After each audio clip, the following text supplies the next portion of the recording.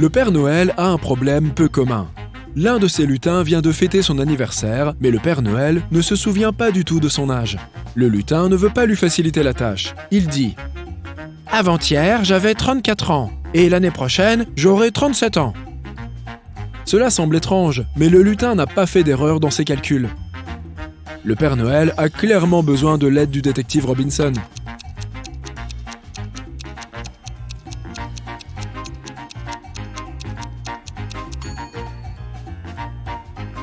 L'anniversaire du lutin est le 31 décembre, et il en parle au Père Noël le 1er janvier. La veille de son anniversaire, il avait 34 ans. Le jour suivant, il a eu 35 ans. Une nouvelle année commence le jour suivant. Cette année, il aura 36 ans et il aura 37 ans l'année suivante. Pas un jour sans un nouvel incident. Un jeune lutin a décidé de faire une farce au Père Noël et a caché les cadeaux derrière l'une de ses deux portes. Le détective Robinson sait que l'une des portes cache un dragon très peu accueillant. Et derrière l'autre se trouvent les cadeaux. Il doit choisir la bonne porte, sinon Noël sera gâché. Il y a 2 panneaux sur les portes. L'un d'eux est un mensonge et l'autre dit la vérité. Sur la première porte, il est écrit « Les cadeaux sont ici, le dragon est dans la pièce d'à côté ». L'autre panneau dit « Les cadeaux et le dragon ne sont pas dans la même pièce ». Peux-tu aider le détective à trouver où se trouvent les cadeaux ?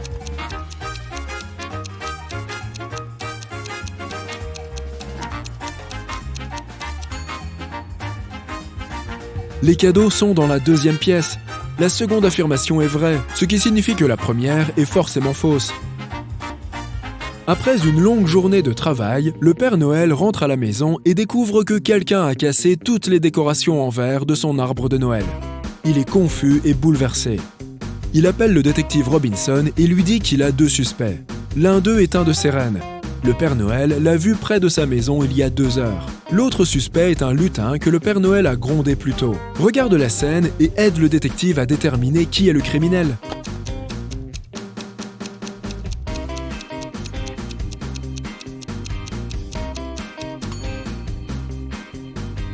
Regarde les empreintes de pas que le coupable a laissées sur le sol. Elles sont trop grandes et n'appartiennent ni au cerf ni au lutin. En fait, on dirait qu'elles appartiennent au Père Noël en personne. Mais pourquoi aurait-il besoin de faire accuser ses employés ? Cette affaire attise la méfiance du détective.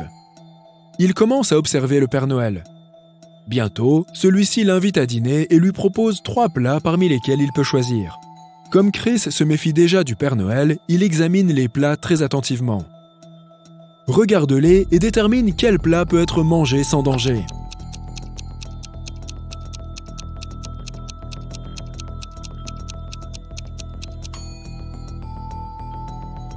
Ces biscuits aux pépites de chocolat ont l'air tout à fait corrects, jusqu'à ce que tu remarques que ces pépites de chocolat sont en fait des insectes. La vapeur qui s'élève au-dessus de ce bol de soupe est suspicieusement verdâtre. Ce plat est probablement empoisonné. La seule option sûre est la pomme. Regarde ce minuscule asticot. S'il peut se nourrir de la pomme, il est très probablement comestible pour tout le monde. Alors, cela veut dire que le Père Noël a voulu se débarrasser de Chris après que le détective ait commencé à se douter de quelque chose. Ce Père Noël ne peut tout simplement pas être le vrai.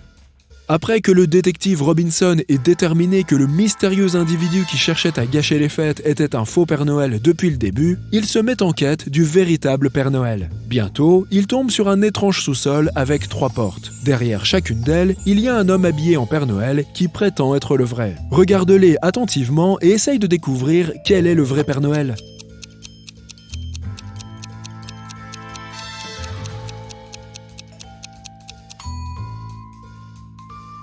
C'est le Père Noël de gauche. Avec un peu de chance, tu avais fait attention à la photo sur le mur. Elle représente le Père Noël avec tous ses rennes. Si nous comparons la photo avec tous les Pères Noël ici présents, seul celui de gauche semble absolument identique. Tu vois ces oreilles de lapin sur cette porte ? Laura devrait probablement passer par là. Mais il y a un digicode sur la porte. Et c'est une énigme juste à côté, là ? Laura se met à la lire. Le code est composé de 3 chiffres. 6, 8, 2, un de ces chiffres est bon et au bon endroit. 6, 3, 6, un de ces chiffres est bon, mais il n'est pas au bon endroit. 2, 0, 6, deux de ces chiffres sont bons, mais ils ne sont pas au bon endroit. 7, 3, 3, 8, rien n'est bon ici. 7, 8, 0, un de ces chiffres est bon, mais il n'est pas au bon endroit. Peux-tu aider Laura à trouver le code ?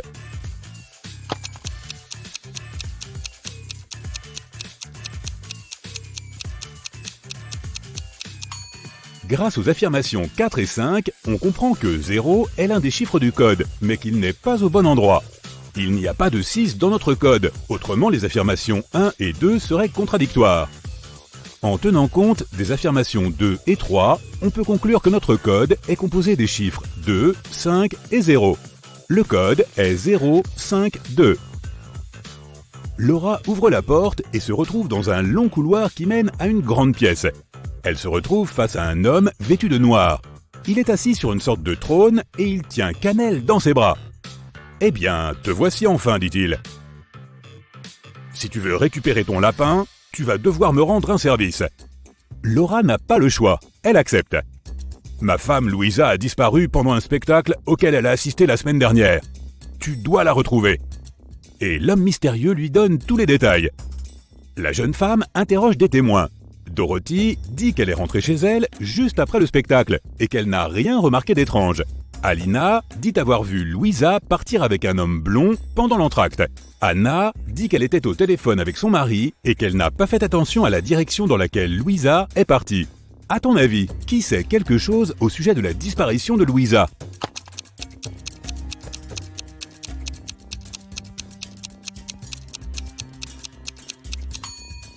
Alina. Regarde, pendant l'entracte, elle ne portait pas ses lunettes, elle n'avait même pas ses lentilles. Regarde, elle se déplace de façon extrêmement maladroite. Comment aurait-elle pu voir Louisa qui partait avec un homme ? Après avoir subi un interrogatoire musclé, Alina craque. Elle avoue avoir vu une femme entraîner Laura vers la sortie. Mais elle avait peur de dire la vérité car la femme en question avait l'air vraiment hostile. Alina tend à Laura un papier que la femme a fait tomber, mais le message est clairement chiffré. Tu peux aider Laura à déchiffrer ce code ?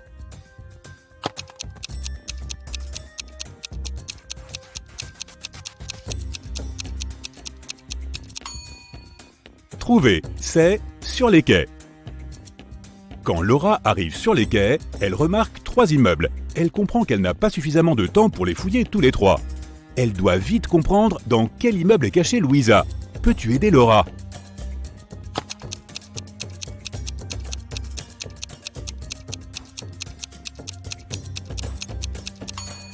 Regarde attentivement l'immeuble bleu foncé. Les lettres SOS sont gravées à l'aide d'un objet aiguisé juste à côté de la fenêtre. Après avoir inspecté les alentours de l'immeuble, Laura trouve 3 clés. Elle doit comprendre laquelle des 3 ouvre la porte. Vite !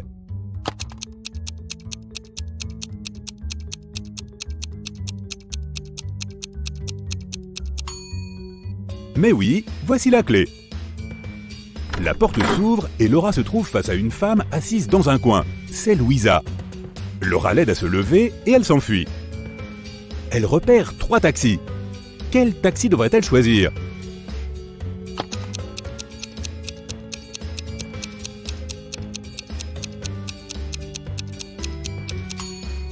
Le premier n'a pas de plaque d'immatriculation, c'est assez suspect.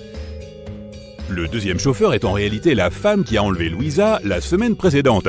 Elle porte une fausse moustache et une casquette de baseball pour se faire passer pour un homme. Laura et Louisa devraient prendre le 3e taxi. Elles n'ont pas vraiment de chance. La voiture tombe en panne avant qu'elle n'arrive chez le mari de Louisa. Elles doivent continuer à pied. Elles se retrouvent face à 3 chemins. Le premier chemin mène à un marécage. Un nuage toxique flotte au-dessus de la surface de l'eau. Le deuxième chemin est plein de plantes vénéneuses. Le 3e chemin grouille de guêpes. Quel chemin devrait-elle choisir ?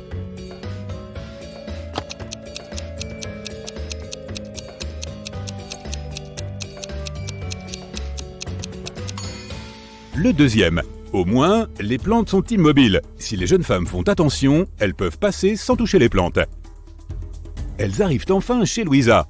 Quand l'homme en noir voit sa femme, il l'enlace, puis se tourne vers Laura. « Je suis désolé d'avoir utilisé une méthode si vicieuse, mais j'étais désespéré. Je ne peux pas t'expliquer pourquoi, mais je ne pouvais pas trop parler de l'enlèvement de Louisa, et c'est pour ça que je t'ai impliqué. Pour te remercier, je vais te donner quelque chose. Mais tu dois d'abord résoudre cette énigme. En arrivant sur son lieu de travail, le propriétaire d'un magasin d'appareils électroniques remarque que le coffre-fort est ouvert. Impossible de trouver son argent. Il appelle la police. Quand le détective arrive, le propriétaire du magasin explique que la clé du coffre-fort est sur le même porte-clés que sa clé de camion. 2 de ses employés, Andrew et Ryan, ont utilisé le camion et ont eu accès aux clés, mais ils les ont toujours rendues. Le détective interroge les 2 hommes. « Quelqu'un a braqué le coffre-fort de votre chef hier. Que savez-vous de cet incident ?» Andrew répond « Je n'ai pas fait de double de la clé, je ne saurais même pas laquelle copier. » Ryan rétorque « Ça fait 3 mois que je travaille ici, et je n'ai encore jamais mis les pieds dans le bureau du chef. » Le détective démasque le voleur immédiatement. « Tu as une idée, toi ?»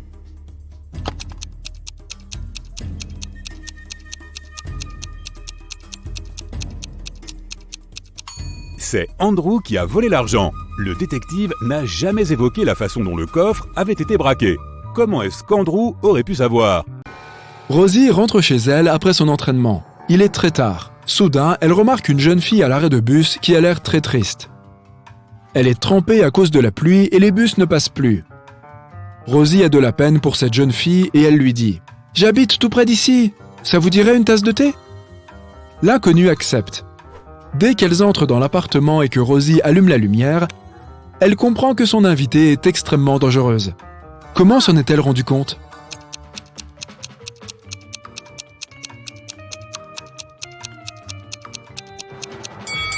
Les jambes de la jeune fille sont couvertes de poils de loup. Regarde le ciel, c'est la pleine lune. Elle va bientôt se transformer en loup-garou. Rosie arrive au travail, elle a donc réussi à survivre apparemment. Malheureusement, quelqu'un l'enferme dans le parking souterrain. Après avoir erré quelques minutes, elle se retrouve face à 3 issues. Seule l'une de ces 3 sorties est sans danger. Des tigres affamés se cachent derrière la première porte. Impossible de passer. La deuxième porte est gardée par un assistant vocal virtuel programmé pour détester les humains. Il menace de détruire tous ceux qui essaieraient de passer par sa porte. La troisième porte renferme un gaz toxique qui assomme immédiatement tous les mammifères. Par quelle porte Rosie devrait-elle passer ?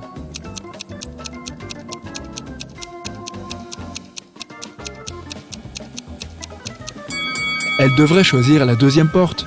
Les menaces ne peuvent pas faire long feu. Ce n'est qu'un assistant vocal après tout. Rosie découvre une réserve infinie de miel. Elle a à disposition un pot vide de 5 litres et un pot vide de 3 litres. Elle doit mesurer exactement 4 litres de miel en moins d'étapes possibles. Tu peux lui donner un coup de main ?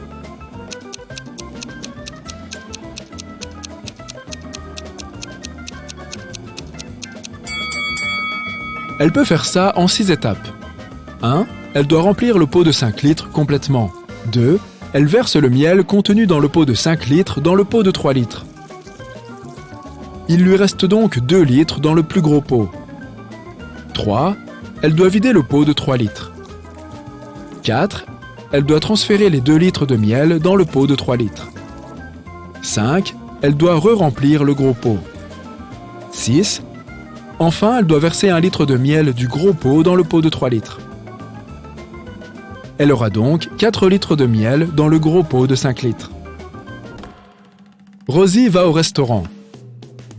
Le chef de rang décide de lui offrir son dîner si elle parvient à résoudre cette épineuse énigme. Rosie accepte. Voici l'énigme. Tu me jettes quand tu veux m'utiliser et tu me lèves quand tu ne m'utilises pas. Qui suis-je ? Rosie trouve immédiatement la solution. Tu l'as trouvée aussi ?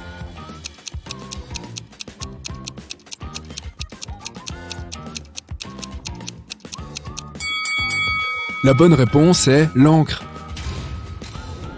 Rosie a 26 chaussettes bleues, 13 chaussettes vertes, 33 chaussettes roses et 12 chaussettes rouges. Elles sont toutes rangées dans un tiroir. Combien de chaussettes devrait-elle sortir de son tiroir dans le noir pour espérer en trouver 2 de la même couleur ?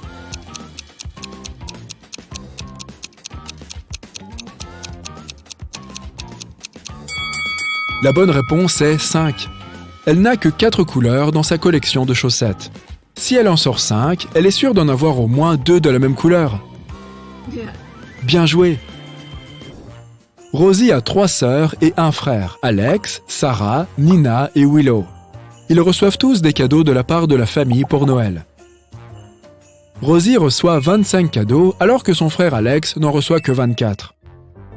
Sarah reçoit 8 cadeaux et Nina un seul. À ton avis, combien de cadeaux Willow va-t-elle recevoir ?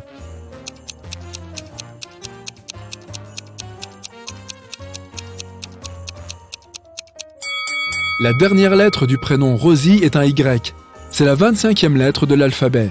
La dernière lettre de Alex est un X et c'est la 24e lettre de l'alphabet. La dernière lettre de Sarah est un H, 8e lettre de l'alphabet et ainsi de suite. Selon cette même logique étrange, la dernière lettre de Willow est la 23e lettre de l'alphabet. Elle doit donc s'attendre à recevoir 23 cadeaux. Si j'étais à la place de Sarah, je me plaindrais. Pourquoi est-ce que je recevrais aussi peu de cadeaux par rapport à mes frères et sœurs ?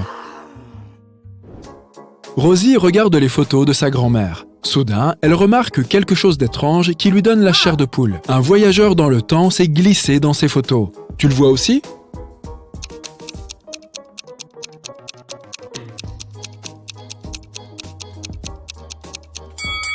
Cette photo date des années 70, mais cet homme sur la gauche a un téléphone portable moderne dans sa poche. Il n'appartient clairement pas à cette période. C'est bientôt l'anniversaire de Marie. Elle décide de s'offrir une journée de détente au spa. Pendant un massage, Marie s'endort. Quand elle se réveille, elle découvre que l'argent qu'elle avait dans son sac a disparu. Oh no! Marie a 3 suspects. La caissière, Erika, dit « Je déjeunais dans l'arrière-boutique ». Catherine, la masseuse, répond « Je suis allée dans l'arrière-boutique pour récupérer de l'huile ». Le dernier suspect est Monica, une autre cliente. Elle dit qu'elle n'a rien vu. Elle était simplement dans la salle d'attente à attendre son rendez-vous. Qui est le coupable à ton avis ?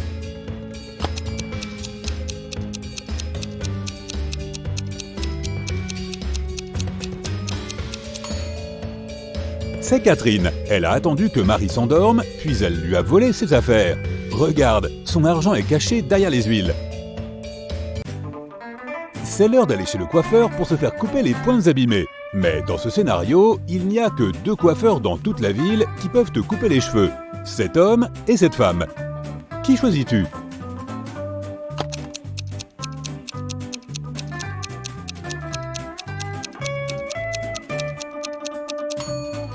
La fille, évidemment. Puisqu'il n'y a que 2 coiffeurs dans la ville, ça veut dire qu'ils se coupent les cheveux l'un à l'autre. À en juger par la coupe de cheveux que l'homme a fait à sa collègue, on dirait qu'il ne sait pas tout à fait ce qu'il est en train de faire. Si un coq pond un œuf sur le toit du poulailler, de quel côté l'œuf va-t-il rouler ?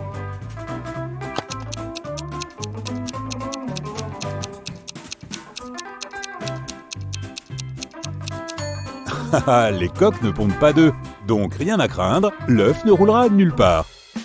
Le gérant d'un magasin de produits pour le soin de la peau très cher appelle la police parce qu'il a été victime d'un vol. Il n'a pas repéré le voleur, mais selon les vidéos des caméras de surveillance, il y avait 3 clients dans le magasin au moment des faits. Les officiers de police interrogent ces clients un à un. Michael dit qu'il était en train d'acheter des produits pour ses animaux. Le deuxième suspect, Kayla, était en train de chercher des huiles et du gel d'aloe vera à acheter. La dernière cliente, Rachel, dit aux officiers qu'elle cherchait des lotions. À ton avis, qui ment ?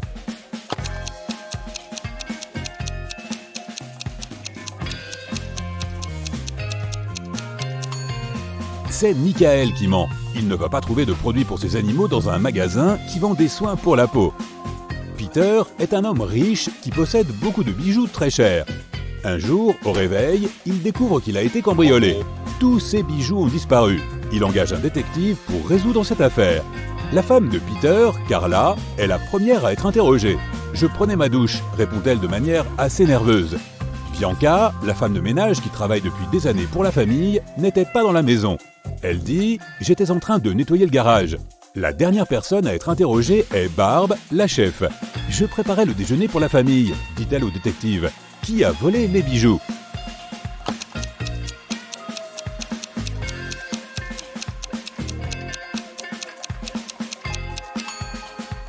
C'est Barb, évidemment. Elle dit qu'elle était en train de préparer le déjeuner, mais le vol a eu lieu la nuit.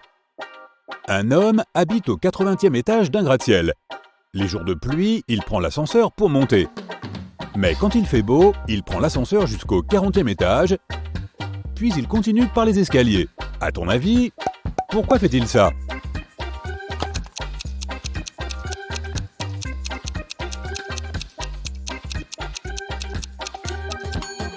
Eh bien, mes amis, il s'avère que ce monsieur est particulièrement petit. En temps normal, il n'atteint que le bouton d'ascenseur du 40e étage. Mais quand il pleut, il arrive à appuyer sur le bouton du 80e étage à l'aide de son parapluie. Génial, n'est-ce pas? Il pleut. Miranda décide de rester en télétravail. À un moment, elle va aux toilettes. À son retour, elle découvre que son téléphone et son argent ont été volés chez elle en plein jour. Il y a 3 personnes dans la maison au moment du vol. La sœur de Miranda, Beth, dit qu'elle n'a rien fait. « J'étais encore en train de dormir. Je me suis couché tard hier. » Son autre sœur, Anna, dit qu'elle était dans le jardin quand les faits se sont produits. « J'observais la floraison de l'orchidée au parfum nocturne. » Enfin, il y a Josh, le petit ami de Miranda. « Je viens de rentrer pour le déjeuner, dit-il. Qu'est-ce que tu en penses? Lequel des suspects a volé le téléphone et l'argent de Miranda ?»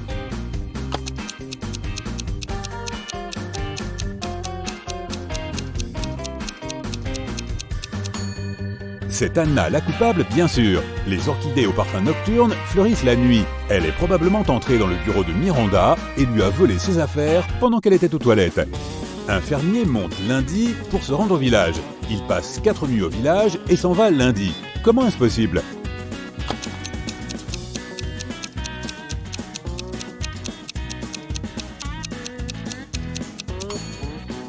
C'est le cheval du fermier qui s'appelle Lundi. Je parie que tu n'avais pas compris, n'est-ce pas? La ferme de l'oncle Ben est victime d'un terrible déluge et tous les cochons, sauf 15 d'entre eux, ont été perdus. Combien de cochons y a-t-il encore dans la grange?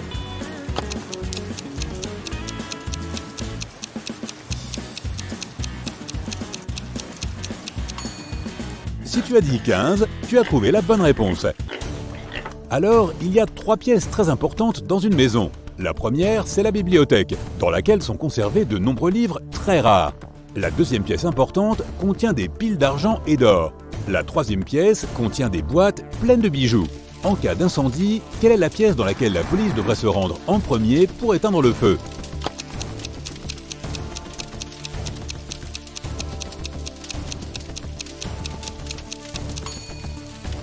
Aucune des 3. Ce n'est pas la police qui éteint les incendies, ce sont les pompiers. Virginia envoie par mégarde un email à son petit ami au lieu de l'envoyer à son meilleur ami. Elle ne veut pas que son copain le voie. Elle prend donc son ordinateur pendant qu'il dort pour essayer d'effacer le message. Il faut le mot de passe pour débloquer l'ordinateur. Heureusement, Virginia trouve un indice sur un post-it. Histoire 3, musical 5, book 2, 2, 1. Voyage 3. Quel est le mot de passe?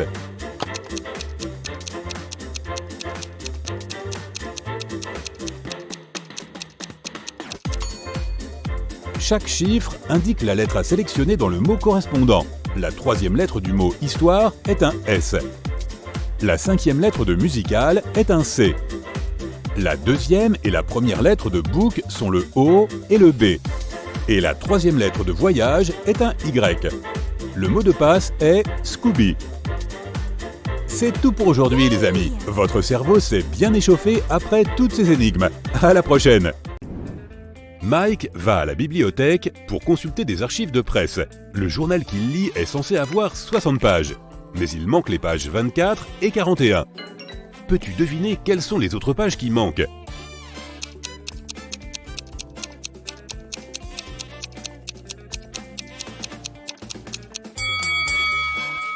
Les pages 19, 20, 23, 37, 38 et 42. Mike trouve un mot à l'intérieur du journal. Il y a un labyrinthe secret dans la bibliothèque qui cache d'incroyables trésors. La carte est sur le mot trouvé dans le journal. Peux-tu aider Mike à parcourir le bon chemin?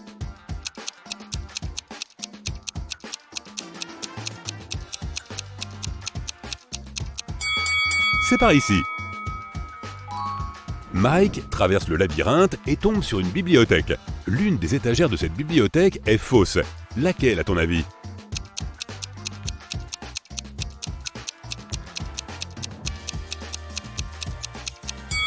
Celle-ci. Les livres sur les autres étagères sont couverts de poussière et de toiles d'araignée. Mais les livres sur cette étagère sont tout propres et les toiles d'araignée tout autour sont cassées. Mike trouve une pièce secrète derrière la bibliothèque. Il entre et trouve un gros coffre-fort et ce mot étrange juste à côté. Le coffre est verrouillé et Mike doit insérer un code à 9 lettres pour l'ouvrir. Tu peux l'aider à trouver le code ?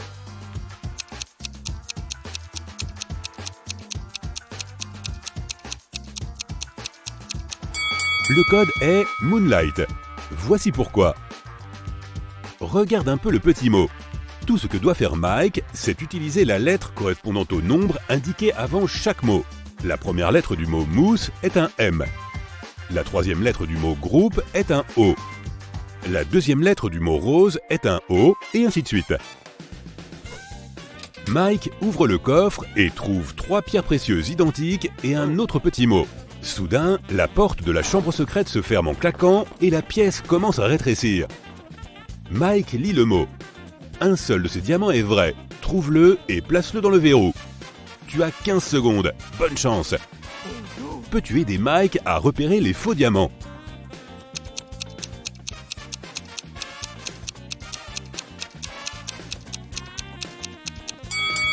Mike devrait jeter les 3 pierres dans le verre d'eau qui est posé sur la table.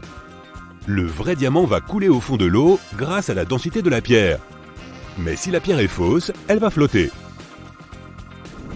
Mike trouve le diamant et réussit à déverrouiller la porte. Il se retrouve dans un couloir. Il traverse le couloir et trouve 4 portes. Une magnifique statue se trouve au milieu de ces 4 portes. La statue récite « Nous apparaissons la nuit sans être appelés.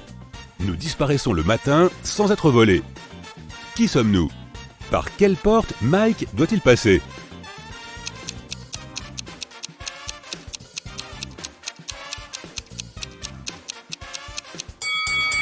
Il y a un indice dans l'énigme que la statue a récité. Elle concerne les étoiles. Mike devrait choisir la porte avec des étoiles. Notre aventurier entre dans la pièce suivante et il rencontre une reine. Elle lui dit « Bonjour inconnu, j'ai un travail pour vous. Si vous réussissez à accomplir cette tâche, je vous récompenserai. Vous deviendrez riche et célèbre. Si vous ne parvenez pas à faire ce que je vous demande, vous serez mon prisonnier pour toujours. Je veux rénover mon château afin que mes 10 châteaux soient raccordés par 5 murs. Et chaque mur doit raccorder au moins 4 châteaux. De plus, au moins un des châteaux doit être protégé par des murs. » La reine lui montre ce schéma et continue. Mon architecte royal n'a pas trouvé de solution convenable. Mais il a suggéré ce schéma. Vous avez une meilleure idée ?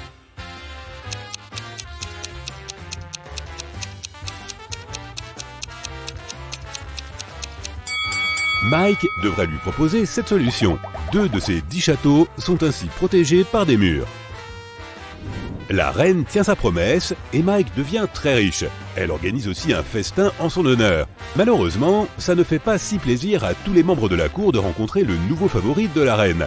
Regarde ces 3 personnes. Laquelle d'entre elles n'aime pas Mike ?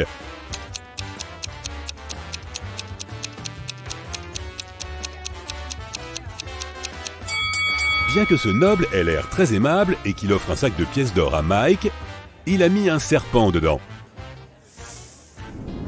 Mike observe le jardin royal. Il repère 3 citronniers. Sur chaque citronnier, il y a exactement 10 citrons. Le jardinier s'approche et cueille 4 oranges sur chaque arbre. Combien de citrons reste-t-il sur les citronniers ?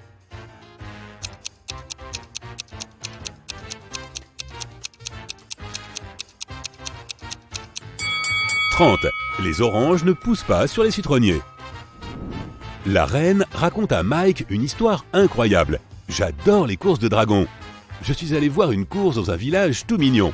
Je chevauchais dimanche, 5 jours plus tard, lundi, je suis rentré chez moi. Comment a-t-elle fait en sachant qu'elle ne possède pas de machine à voyager dans le temps ?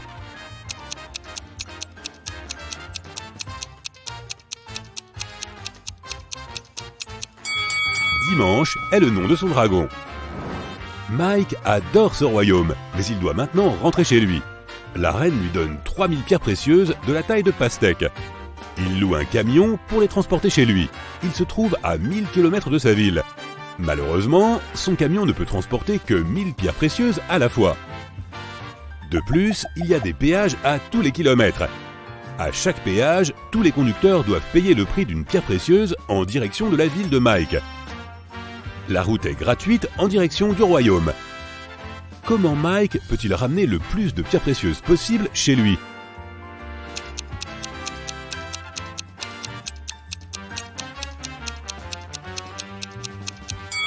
Mike doit commencer par faire 3 voyages avec 1000 pierres à la fois jusqu'au kilomètre 333. Après cela, il lui restera 2001 pierres précieuses et 667 km à parcourir. Ensuite, il devra faire 2 voyages avec 1000 pierres à la fois sur 500 autres kilomètres. Il se retrouvera alors avec 1000 pierres précieuses. Après avoir parcouru les 167 derniers kilomètres, il lui restera 833 pierres précieuses. Et ça fait beaucoup. Madame Greff enseigne dans un collège. L'une de ses élèves, Rosie, a triché plusieurs fois à ses examens. Un jour, Madame Greff perd patience et dit à Rosie : « Si tu me dis un mensonge, je te renverrai du collège. Mais si tu me dis la vérité, je t'expulserai quand même. Alors, que peux-tu me dire ?» Comment doit faire Rosie pour ne pas être renvoyée ?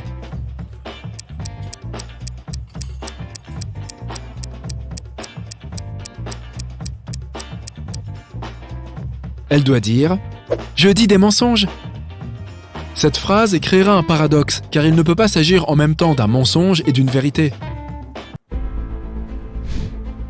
Jeanne participait à un concours de chant dans une célèbre salle de concert. Elle chantait si bien que les juges se mirent à pleurer. Mais soudain, toutes les lumières s'éteignirent. Quelqu'un avait coupé le courant dans tout le bâtiment. Le responsable du concours interrogea 3 suspects. La chanteuse rivale de Jeanne, Tilda, déclara « J'étais dans le café du 7e étage quand les lumières se sont éteintes. J'ai dû utiliser la lampe de poche de mon téléphone pour sortir. » Sarah, la femme de ménage, se défendit ainsi. « Je lavais les carreaux loin des panneaux électriques. » Et Franck, le gardien, déclara « Je suis vraiment désolé, je ne regardais pas les écrans de sécurité car j'avais une urgence personnelle. » Qui ment ?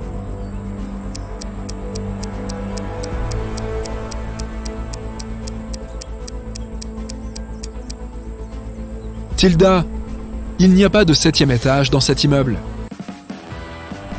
Pierre vient d'arriver dans un pays étranger. Il ouvre son application de taxi sur son téléphone pour se rendre à son hôtel. Malheureusement, l'application ne fonctionne pas.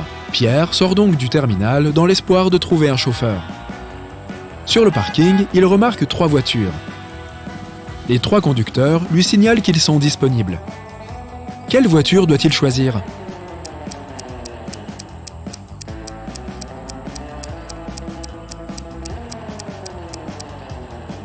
Regarde le premier taxi, il y a une flaque d'huile au-dessous. Ce n'est certainement pas l'option la plus sûre. Et la 3e voiture, elle n'a que 3 roues. Pierre doit donc choisir le 2e taxi. Alex est un voyageur aventureux. Un jour qu'il se promenait seul dans une jungle, il est tombé dans un piège. Maintenant, il est suspendu à un arbre, la tête en bas. La corde est attachée au sol. Et une bougie brûle sous la corde. Bientôt, la corde va lâcher. En outre, un tigre affamé attend sous l'arbre qu'Alex tombe. Que suggères-tu pour aider Alex à survivre à cette situation difficile ?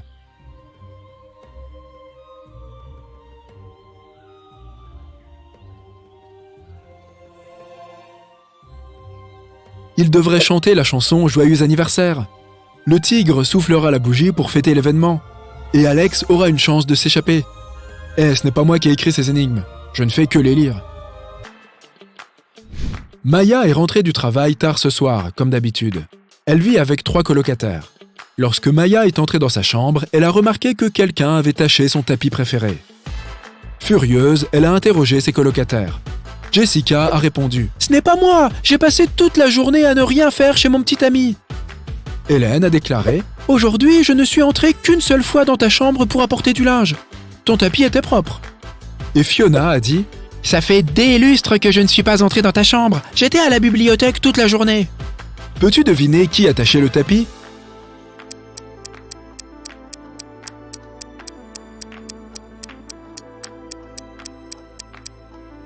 C'est Fiona. Regarde ses mains. Son vernis à ongles correspond exactement aux taches sur le tapis. Will venait de déménager à San Francisco. Comme il lui fallait un logement pour au moins 1 an, il a fait des recherches sur Internet. Il a trouvé 3 options qui lui ont toutes plu. Il s'est donc renseigné sur ces appartements. Mais il a découvert que 2 des 3 annonces étaient des arnaques. Et toi? Est-ce que tu remarques quelque chose de suspect?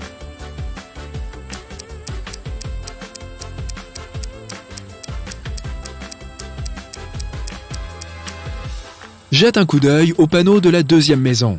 Il y est écrit qu'elle sera démolie dans 2 semaines. Mais Will cherche une location à long terme. Le 3e appartement se trouve au 8e étage. Mais c'est impossible, car ce bâtiment ne compte que 7 étages. Par conséquent, Will doit choisir la première option. Anna entre dans l'établissement et commande des boulettes de viande et des spaghettis. Pendant qu'elle attend, 3 amis qui mangent à une autre table attirent son attention. Elles ont toutes l'air de gens très riches. Mais Anna est certaine qu'une d'entre elles est si riche qu'elle peut littéralement acheter tout ce qu'elle souhaite. Peux-tu deviner comment Anna a compris cela?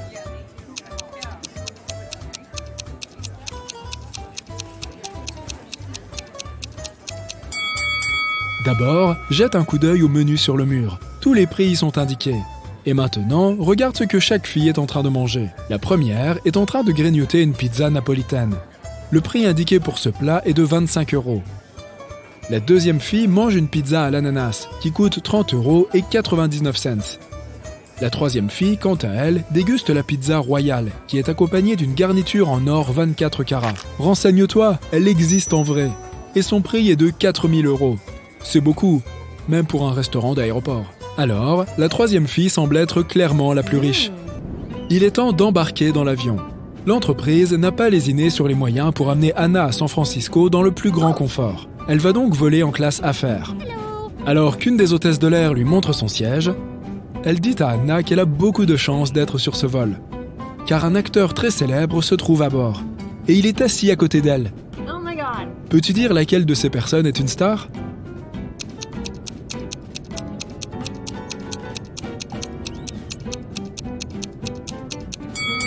Tu vois ce type qui tient son téléphone portable? Regarde l'écran de plus près. Il est sur ses réseaux sociaux à partager un selfie qu'il a pris avec cet autre type, qui doit être notre célèbre acteur. Et maintenant, mets ton téléphone portable en mode avion. C'est l'heure de décoller.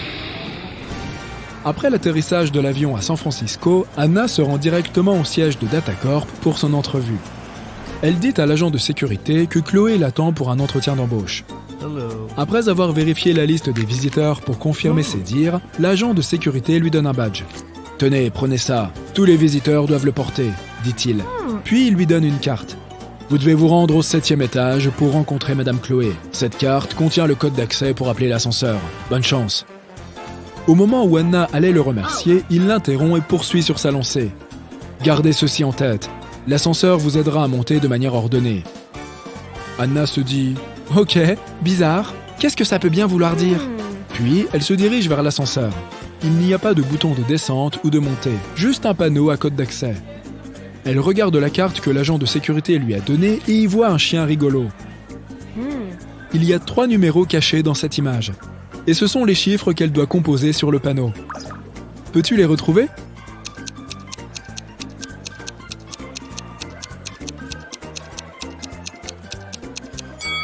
Il y a un 7 ici, il y a un 3 là, et voici le chiffre 1. Ok. Mais dans quel ordre doit-elle les presser? Peux-tu l'aider?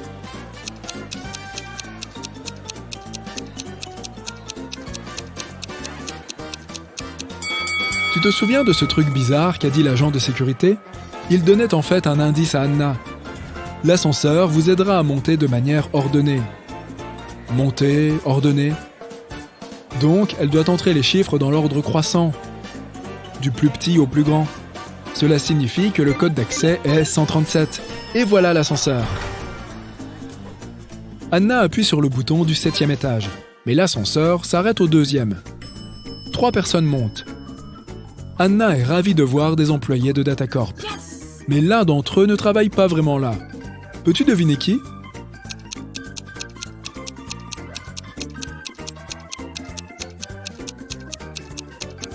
Tu te souviens de ce que l'agent de sécurité a dit sur le fait que tous les visiteurs devaient porter un badge? Cette dame en a un aussi, donc elle est en visite et ne travaille pas ici. Anna descend au 7e étage et est accueillie par Chloé. Elle la dirige vers le bureau de la directrice. Anna entre. « Bonjour Anna, je suis Edith », lui dit la responsable. « C'est moi qui vais vous faire passer l'entretien puisque vous postulez pour le poste d'assistante de direction. J'ai jeté un œil à votre CV et j'ai été impressionné. Vous avez aussi résolu toutes les énigmes correctement. J'ai une dernière énigme pour vous. Et si vous la résolvez, nous vous embaucherons. Je suis une fève, mais je ne suis pas magique. Je peux être rôti, mais je ne suis pas une dinde. Je peux être moulu, mais je ne suis pas du poivre. On peut me presser, mais je ne suis pas un bouton. Qui suis-je ? Vite, aide Anna à décrocher ce job.